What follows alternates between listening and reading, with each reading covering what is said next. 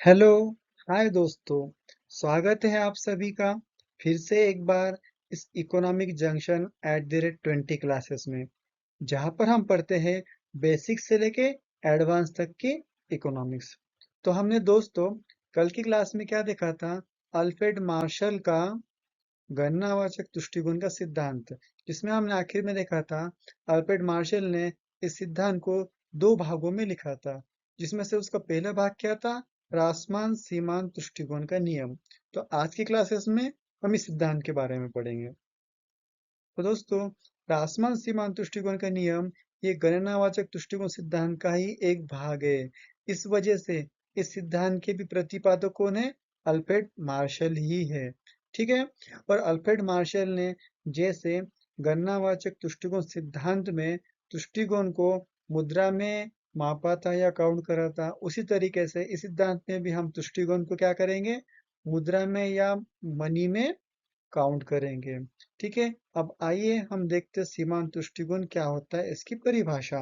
तो Alfred Marshall के अनुसार किसी वस्तु के अंतिम नग के सेवन से प्राप्त दृष्टिकोण को हम क्या कहते हैं? सीमांत दृष्टिकोण कहते हैं। यानी कि मान लो कोई उपभोक्ता या व्यक्ति एक एप्पल का सेवन करता है, तो जब वो फर्स्ट एप्पल का सेवन करता है, तब उसे कुल 10 उपयोगिता प्राप्त होती है। तो उसके लिए अंतिम नग भी क्या होगा? फर्स्ट एप्पल ही होगा। तो कुल दृष्टिकोण कितना है? 10, और अंतिम भी कितना है?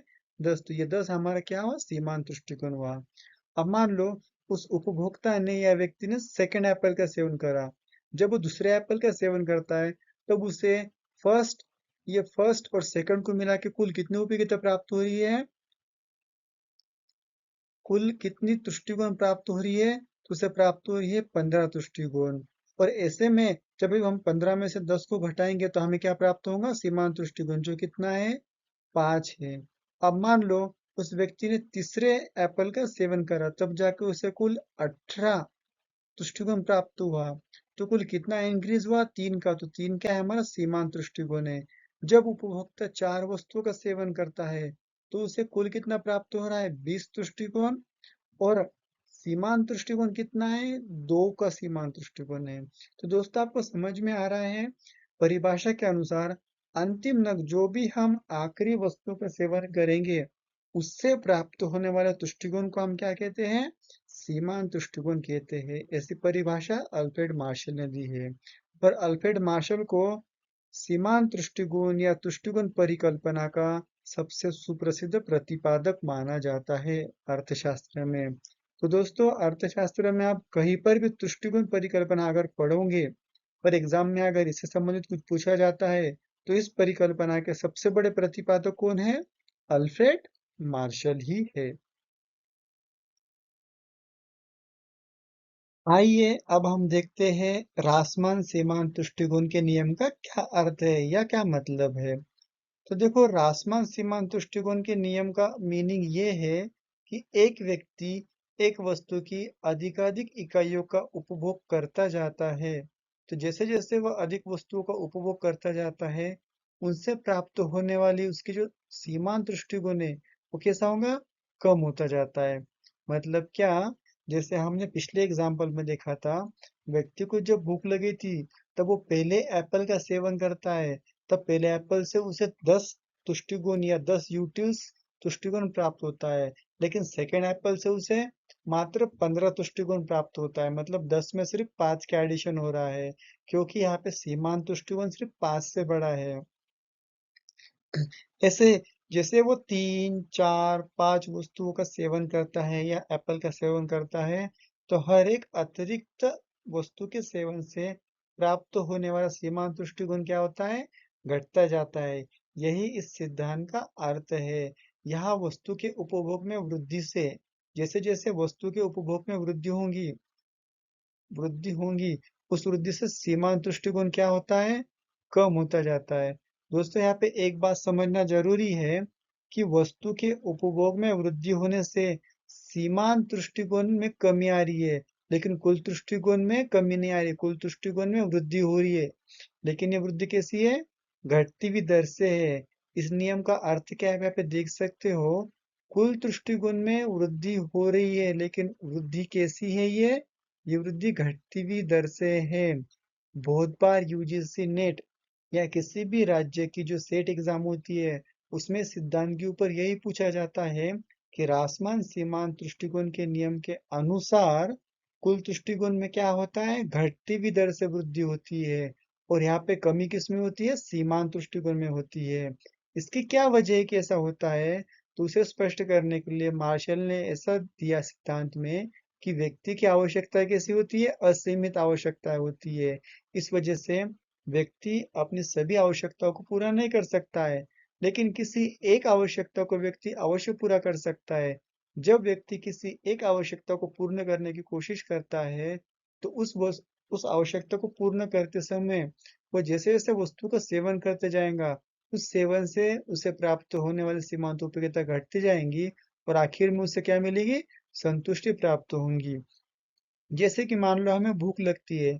जब हमें भूख लगती है तो पहले हम एक रोटी का सेवन करते हैं, तब जाकर हमारी भूख थोड़ी सी कमी होती है। उसके बाद हम सेकंड रोटी खाते हैं, थर्ड, फोर्थ, फिर फिफ्थ रोटी पे हमें क्या होता है कि हमारा जो पेट है या हमारी जो भूख है पूरी तरीके से मिट जाती है। जो फिफ्थ रोटी होती है उसे हम क्या कहते हैं, हमारे संतुष्टि का लेवल कहते हैं। और इसलिए सिद्धांत के अनुसार जब व्यक्ति किसी वस्तु की अधिकाधिक इकाइयों का सेवन करता जाता है, तो उसकी आवश्यक तीव्रता क्या होती है, घटती जाती है। यानी कि व्यक्ति जैसे जैसे वस्तु का सेवन बढ़ाता है, तो उसकी जो उस वस्तु के लिए आवश्यकता की तीव्रता है वो घटती जाती है। और अंत में क्या होता है, MU जीरो हो जाता है। MU का मतलब क्या है, मार्जिनल यूटिलिटी, यानी कि सीमांत उपयोगिता शून्य होती है। और जहां पर भी व्यक्ति की किसी वस्तु के लिए सीमांत उपयोगिता शून्य होती है, उसे ही हम उपभोक्ता का संपूर्ण समाधान कहते हैं। यही इस सिद्धांत का सारांश है, कंक्लूजन है दोस्तों। तो इस सिद्धांत में आपको क्या क्या याद रखना है, पहली बात ये याद रखना है कि वस्तु के उपभोग में जैसे जैसे वृद्धि होती जाती है, तो उस वस्तु से प्राप्त होने वाली जो सीमांत उपयोगिता होती है, वो क्या होती है, सीमांत उपयोगिता घटती जाती है। और क्या याद रखना है, इस सिद्धांत के अनुसार कुल दृष्टिकोण में वृद्धि तो होती है, लेकिन वृद्धि कैसी हो रही है, ये वृद्धि घटती हुई दर से हो रही है। और आखिर में याद रखना है कि अंत में जब व्यक्ति का किसी वस्तु के लिए जो आवश्यकता है उसकी तीव्रता जीरो हो जाती है, तो उसे ही हम क्या कहते हैं, उपभोक्ता का समाधान कहते हैं। यही है रासमान सीमांत उपयोगिता का नियम। अल्फ्रेड मार्शल ने इस रासमान सीमांत दृष्टिकोण के नियम की जो रचना करी है, वो उन्होंने आत्म परीक्षण की पद्धति पर करी है, जिसे हम कहते हैं इंट्रोस्पेक्टिव मेथड। ये हमने गणनावाचक दृष्टिकोण सिद्धांत की मान्यताओं में देखा था। इसमें क्या करा जाता है, अवलोकन करके या ऑब्जर्वेशन करके व्यक्ति के व्यवहार की जांच करी जाती है और व्यक्ति का व्यवहार देख के सिद्धांत की रचना करी गई है। ये जो रासमान सीमांत दृष्टिकोण का नियम है, ये मांग के सिद्धांत का क्या है, बहुत बड़ा महत्वपूर्ण आधार है। जैसा मैंने पहले कहा था कि मांग सिद्धांत का परीक्षण करने के लिए विभिन्न इकोनॉमिक्स ने विभिन्न सिद्धांतों को दिया था और उस आधार पे हम मांग के नियम का परीक्षण करते हैं। क्या है मांग का नियम, मांग का नियम क्या था कि जब किसी वस्तु की कीमत बढ़ती है, तो उस वस्तु के लिए क्या होती है, मांग घट जाती है। और जब किसी वस्तु की कीमत घटती है तो उस वस्तु की मांग बढ़ जाती है। इस अपोजिट रिलेशनशिप रिलेशनशिप को ही हम क्या कहते हैं, मांग का नियम। तो क्या है दोस्तों, देखो, रासमान सीमांत दृष्टिकोण के नियम की सहायता से हम क्या पता कर सकते हैं, हम ये पता कर सकते हैं कि क्यों किसी वस्तु की कीमत गिरने पर उपभोक्ता उसकी अधिक वस्तुओं की मांग करता है। तो मैंने पिछले स्लाइड में आपको समझाया है, व्यक्ति की आवश्यकताएं असीमित होती है और ऐसे में मान लो किसी वस्तु की कीमत घटती है, तो व्यक्ति क्या करता है, उस घटी हुई कीमत से अगर कोई वस्तु वो खरीद सकता है, तो उस वस्तु को खरीद कर वो उस वस्तु के लिए उसकी जो आवश्यकता है उसको फुलफिल करने की कोशिश करता है। मान लो हमें आइसक्रीम खाने की इच्छा हो रही है और ऐसे में आइसक्रीम की कीमत कम होती है, तो व्यक्ति क्या करेगा, अधिक से अधिक आइसक्रीम खरीद कर उसकी जो आइसक्रीम की आवश्यकता है या जो इच्छा है उसे कम करने की कोशिश करेगा। और यही वजह है कि इस नियम की सहायता से मांग के नियम की हम जांच कर सकते हैं। साथ ही साथ दोस्तों आपको ये भी समझना है कि रासमान सीमांत तुष्टिकोण के नियम के कारण ही मांग वक्र की ढाल कैसे होती है, नीचे की ओर होती है। यानी कि मांग वक्र क्या होता है, राइट साइड को डाउनवर्ड स्लोप का होता है। अगर एग्जाम में पूछा जाता है कि मांग वक्र क्यों लेफ्ट से राइट की ओर नीचे की ओर गिरता हुआ होता है, तो उसका आंसर क्या है दोस्तों, रासमान सीमांत दृष्टिकोण का नियम, ये उसका आंसर है। और ये जो नियम है, अल्फ्रेड मार्शल ने मांग के नियम का प्रतिपादन किया था। और इस मांग के नियम को स्पष्ट करने के लिए अल्फ्रेड मार्शल ने गणनावाचक तुष्टिकोण सिद्धांत को दो भागों में लिखा था, जिसका पहला भाग क्या है, रासमान सीमांत तुष्टिकोण का नियम। और इस नियम को सबसे पहले गॉसेन नाम के इकोनॉमिस्ट ने अपने थ्योरी में स्पष्ट करा था। और यही वजह है कि रासमान सीमांत तुष्टिकोण के नियम को ही गॉसेन का फर्स्ट लॉ कहा जाता है। आपको बहुत बार एग्जाम में ये क्वेश्चन देखने को मिलेगा कि गॉसेन का फर्स्ट लॉ कौन सा है, तो याद रखना दोस्तों, गॉसेन का फर्स्ट लॉ कौन सा है, रासमान सीमांत दृष्टिकोण का नियम, ये गॉसेन का फर्स्ट लॉ है।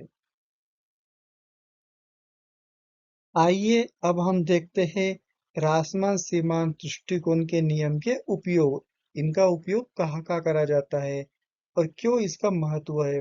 तो सबसे पहले इसका उपयोग करा जाता है पदार्थों के मूल्य निर्धारण में। दोस्तों इकोनॉमिस्ट थे जिनकी में एक विषय को लेकर डिबेट था। उनका कहना था कि किसी भी वस्तु की कीमत निर्धारित करने में सबसे ज्यादा महत्व किसका है। तो कुछ इकोनॉमिस्ट का कहना था कि वस्तु की कीमत निर्धारित करने में कुल तुष्टिकोण का महत्व होता है। लेकिन जब से अल्फ्रेड मार्शल ने सीमांत तुष्टिकोण का नियम दिया है, तब से सभी इकोनॉमिस्ट ने इस परिकल्पना को एक्सेप्ट कर लिया है कि वस्तु का मूल्य निर्धारण करने में सीमांत तुष्टिकोण का सर्वाधिक महत्व होता है। तो याद रखना दोस्तों, इकोनॉमिक्स में वस्तु की कीमत निर्धारित होती है सीमांत दृष्टिकोण की सहायता से। और ये किस वजह से हुआ, तो रासमान सीमांत दृष्टिकोण के नियम की वजह से। ठीक है, अब इसका दूसरा उपयोग क्या है, जल हीरा विरोधाभास को स्पष्ट करने में।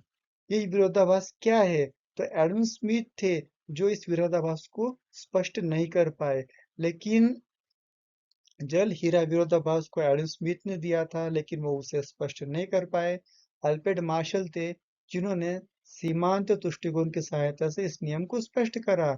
इसका मतलब ये है कि जल जीवन के लिए उपयोगी है, और ये इस सृष्टि में बहुत बड़ी मात्रा में उपलब्ध होने के बावजूद उसका मूल्य कुछ भी नहीं है।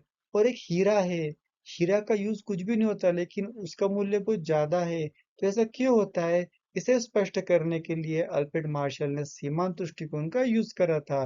तो आपको याद रखना है, जल हीरा विरोधाभास को दिया था एडम स्मिथ ने, और इसे स्पष्ट करने का काम किसने करा है, अल्फ्रेड मार्शल ने। और साथ ही साथ इसका तीसरा प्रयोग ये है कि मांग वक्र की व्याख्या करने में यह हेल्प करता है। और यह स्पष्ट करता है कि मांग का वक्र क्यों नीचे की ओर राइट साइड में स्लोप वाला होता है। तो अगर आपसे कोई पूछता है कि मांग वक्र क्यों लेफ्ट से राइट की ओर नीचे के स्लोप वाला होता है, तो उसका आंसर क्या है, रासमान सीमांत दृष्टिकोण का नियम उसमें क्रियाशील हो रहा है। और आखिर में उपभोक्ता की बचत की जो धारणा है, जिसे हम कहते हैं कंज्यूमर सरप्लस, उसे स्पष्ट करने के लिए भी हम इस नियम का प्रयोग करते हैं। तो इस तरीके से अर्थशास्त्र में रासमान सीमांत के नियम का बहुत महत्वपूर्ण उपयोग है। तो दोस्तों, आज की क्लास में हमने पढ़ा था रासमान सीमांत दृष्टिकोण का नियम। अगर आपको ये क्लास अच्छी लगती है तो प्लीज लाइक करना। और अगर आप किसी एग्जाम की प्रिपरेशन कर रहे हैं जहाँ पे इकोनॉमिक्स से संबंधित क्वेश्चन आते हैं, तो इस चैनल को आप फॉलो करना, जहाँ पे आपको हमेशा इकोनॉमिक्स से संबंधित महत्वपूर्ण वीडियो मिलेंगे। और आपके दोस्तों को भी शेयर करना। तो ठीक है दोस्तों, आज की क्लास में बस इतना ही। मिलेंगे अगली क्लास में, जहाँ पर मैं आऊँगा गणनावाचक दृष्टिकोण सिद्धांत के सेकंड पार्ट को लेके, जिसका नाम है समसीमांत दृष्टिकोण का नियम। तो ठीक है दोस्तों, जय हिंद, बाय, टेक केयर।